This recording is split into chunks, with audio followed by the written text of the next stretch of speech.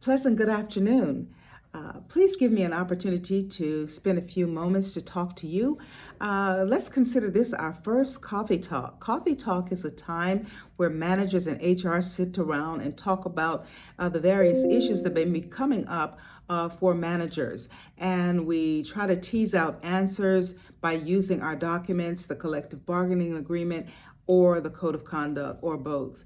And so this is not a sitting around coffee talk, it's a virtual coffee talk. So pull up a chair, get out your virtual cup, and let's talk about approval of vacation leave requests. Okay, so now we're in January, and at that time, we give the employees their new allotment of vacation days. And so you're going to find that your most savvy, or your most aggressive, or your most intense employees when it comes to vacation planning are going to have a voracious appetite towards claiming and requesting those coveted vacation days. So we have about 8 public holidays, but the ones that are so coveted are Cup Match, the week before Cup Match, the week before Christmas, 2 or 3 days before Remembrance Day, 24th of May. And so you might have somebody who's fairly aggressive who might just want to come on a first come, first served basis and claim as many of those before anyone else has a chance. And so that creates a bit of the perception of inequity if you should approve all of these in advance, especially when you have multiple employees who might want it, but based upon their temperament, or perhaps they're not as organized, or perhaps they're not so savvy about the ins and outs. And so they may not request until too late, and then you've already given all of those days out. Now the question comes, you have to provide the coverage. So the two considerations here on the employee side would be, I need to have enough time to make my plans and to get the best airfare and accommodations abroad. Versus the manager side, I need to provide departmental coverage. And so the Code of Conduct is the guiding document, the Bermuda College Code of Conduct.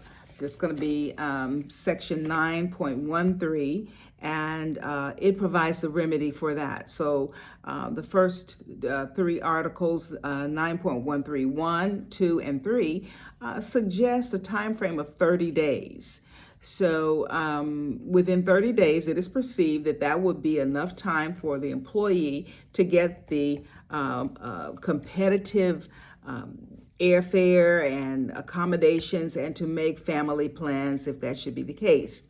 And 30 days would also provide you the ability to get appropriate coverage in place, whether it's a temporary employee or whether it's a reassignment of duties or whatever.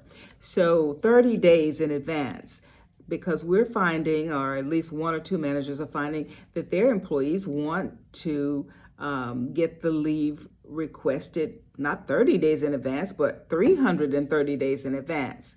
And unless you're sitting on a crystal ball and you can predict everything that's going to happen departmentally, environmentally, or among your other employees, or even with yourself over the next year, then it is not really prudent to commit to an approval that far in advance.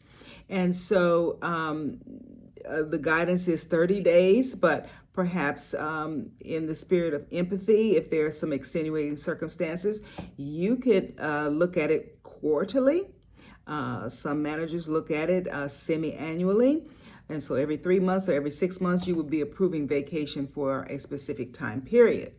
That would help you to lend more toward empathy, but it would also help you to balance that fairness and equity perception, as well as give the notice that you need. There's also the issue of the school holidays. If you have employees who have school-aged children, well then there's also a stiff competition for the week in February, the week in October, and the week surrounding spring break, whether that's March or April. And so you will have potentially employees who want to get every one of those holidays is their vacation time. But in the spirit of fairness and equity, you might need to do that rotation again. And so I'm going to put in the notes just a sample rotation. Maybe you'll look at it over a 2-year period or 3-year period. If you have 4 employees and 8 holidays, I mean, they're going to get 2 each this year. If you have they're going to get the holidays, but they're going to get the ability to extend their vacation and piggyback is what I mean.